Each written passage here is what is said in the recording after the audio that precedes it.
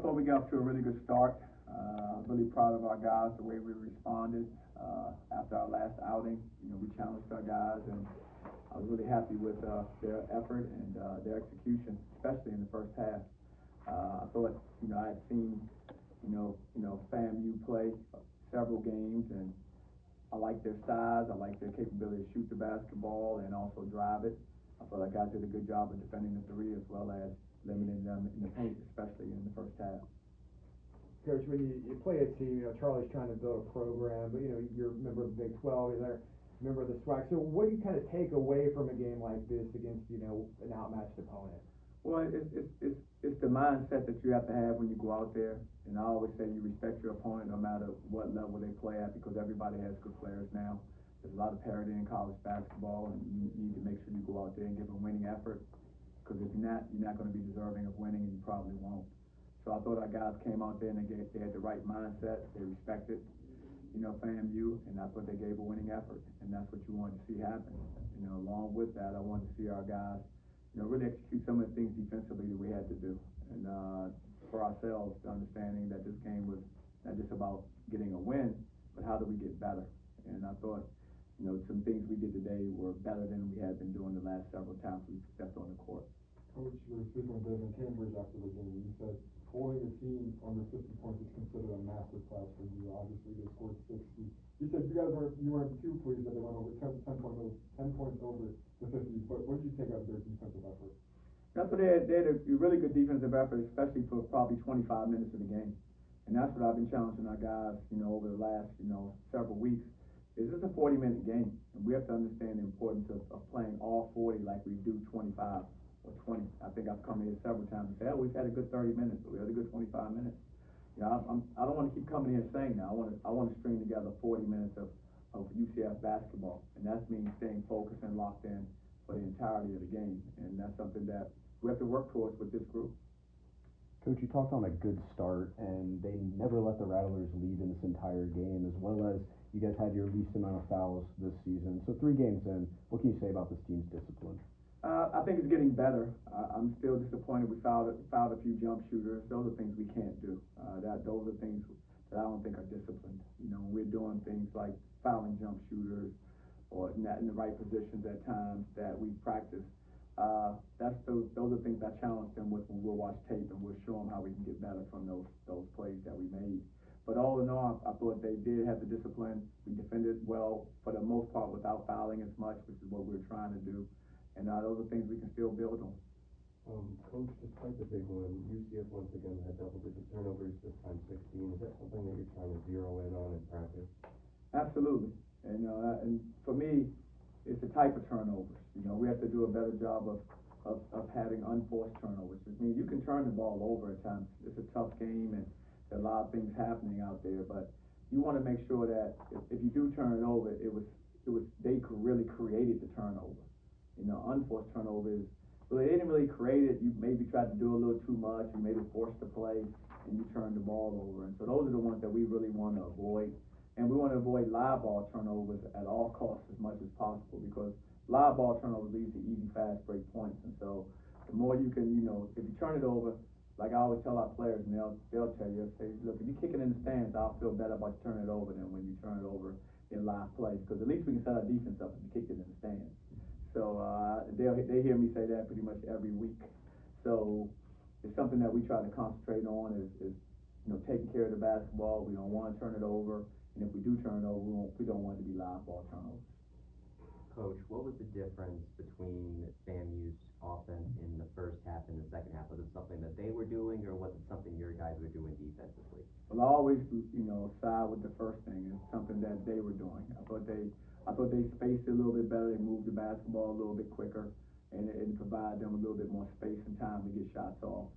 It's something we have to clean up defensively, but I give them credit for that. They made some adjustments in the second half, and I thought they were more effective at what they were doing. And that's what we have to step up and understand, okay, what do we have to do now to kind of slow them down and take those things away that they're doing now? And we have to be better at that. So then what can you do then to help your players respond to stuff like that, changes in mid-game like that one defensively? One, it starts with mindset again. Our guys' attitude has got to be, You have to dig down deep. You have to bring the intensity. You have to bring that competitive desire to stop guys and slow them down. Because once guys starts making shots, it's hard to stop them at that point in time. So you have to try to do your best. One, not to let them get going. If they get going, then you have to muster up the effort, the intensity to try to cut their water off, to try to slow them down. Is what you have to do.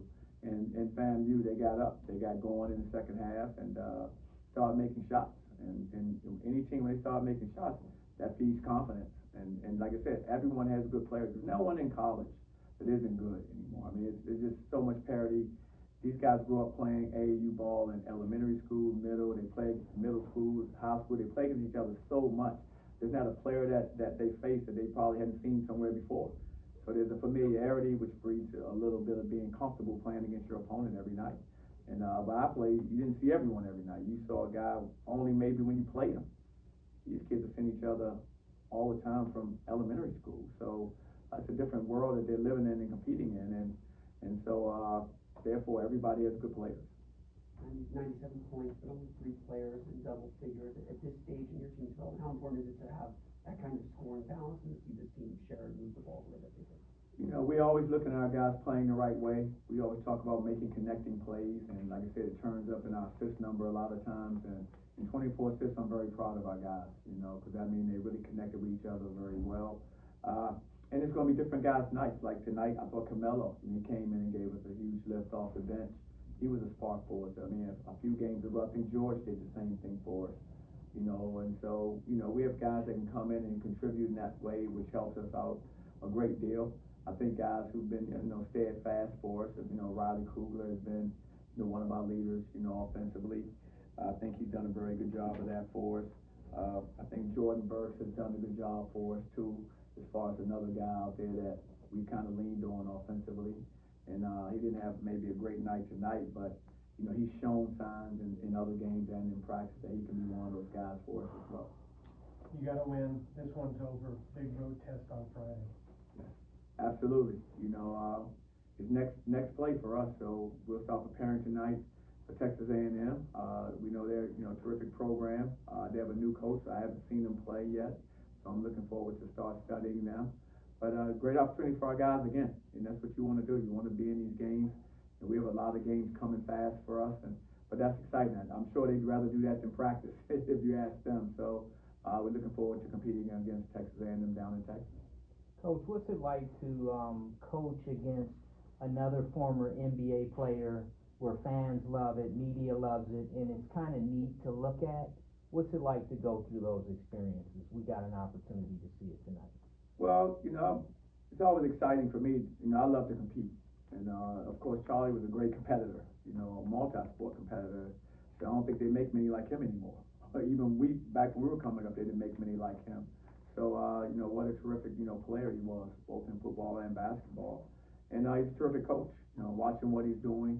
He has a long NBA career, over a decade, long career in the NBA. He's had the NBA, work experience up there as well. And now he's in college. I think college is better off having a guy like him here. Being that, he'll bring so much to these young people on and off the court with the lessons he can teach them. And so I love to see that. I love to see him continue to develop his team. As he builds, I think his team's going to have a lot of success. Coach, we've seen this team shoot the 3-ball pretty well this season. They came in with a 12-best shooting team, but today was especially great. Can you talk us through some of the looks that your team is getting and how that 3-ball can really affect your season? Well, I think our guys are doing a really good job of moving the basketball. They're sharing it. I think we space the floor very well. And our guys have confidence in each other. The ball kind of finds the right guys, and that's what you want to see happen.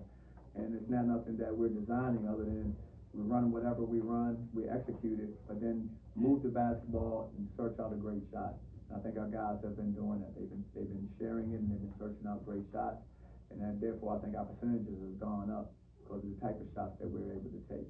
And especially Carmelo today leading the team in scoring. He's an excellent 3-point shooter. How has his arrival to the team kind of helped the offense?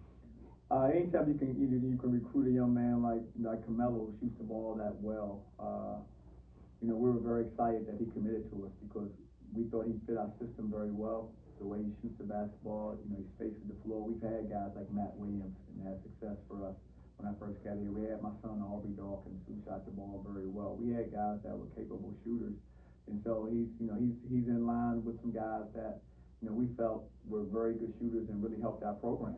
And we feel that Carmelo can be one of those guys for us as well. How much do you think your team's success this year will depend on this consistency that you guys have had so far through 3 games behind the three-point line? Well, I think it's going to be important. That's where the game is gone now. The three-point shot is so important now in our game, just analytically. And so, not that we want to go out there and start out taking a lot of them. We want to take the right ones, but when we take them, we want to be confident that we can knock them down. And we have some players that have shown the ability to knock down shots. And so we want to build on that. Like I said, we had a team that, I don't know how many threes we took tonight, but we took 23s out of 65 shots, so not even 20% of our shots, really were, not even 30% of our shots really were threes. And so a lot of times you look at teams now on the roster, they 40, 45%, in some cases 50% of their shots are threes. That's not what we really do, but when we have them, we want to be confident that we can take them and knock them down. Last question?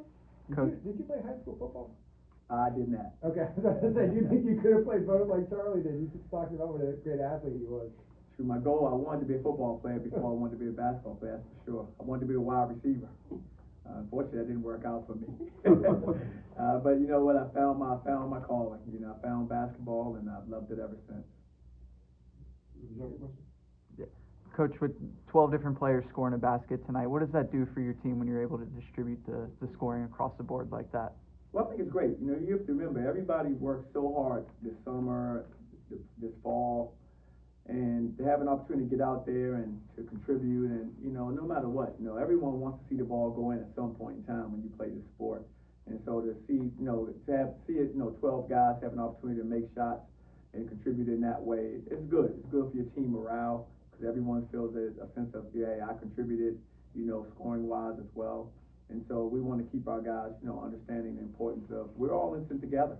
So we have a chance, like even with Pooh at the end of the game, to come in and, and make plays and contribute. That's great, because everyone does the same thing in practice. Everyone's working. Everyone's doing the same thing with the same obligations off the court. And so everyone's committed. And so to have an opportunity to get out there and contribute at the end, is always great. So that's one of my, happiest times, is at the end of a game. One, because usually we're probably up pretty good, and two, because you want to see guys get rewarded for what they do, for us on a daily basis.